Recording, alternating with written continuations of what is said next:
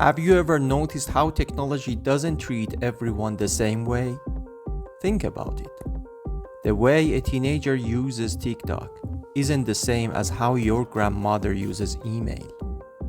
And those differences don't just affect communication. They can actually reshape who holds power in society. In an earlier episode, we talked about how something as simple as the typewriter changed the power dynamic between men and women. We will come back to that later.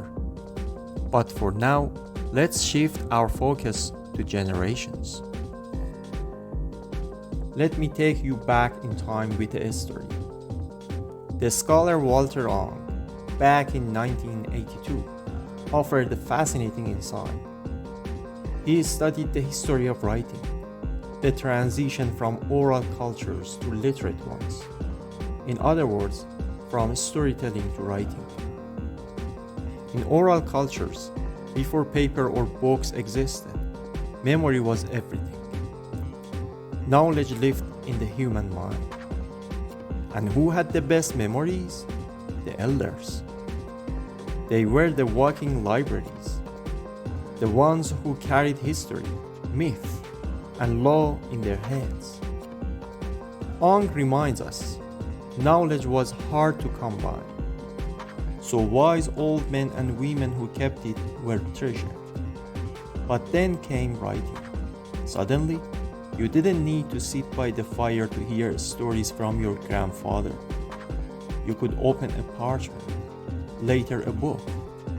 And this innovation, paper and eventually printing, shifted power. Ong says it downgraded the elders. Why? Because knowledge no longer depended on memory. It depended on writing.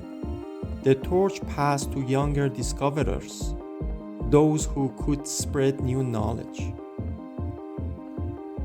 Fast forward to today, and the same story is playing out again, only at lightning speed. Digital technologies are now handing cultural authority to the young, the so-called digital natives. They create, remix, and shape cultural conversations with ease.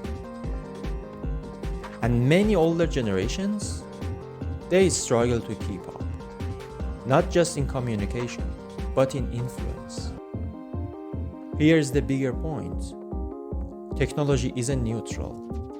It doesn't just change the tools we use. It rearranges our relationships. It redistributes power. It rewrites who gets to speak and who gets heard. So the next time you see a grandparent fumbling with a smartphone or a child teaching you how to use a new app, pause for a moment. What you are seeing is not just a tech lesson. You are witnessing a very old story. Every new technology shifts the balance of cultural authority. And that brings us to the real question.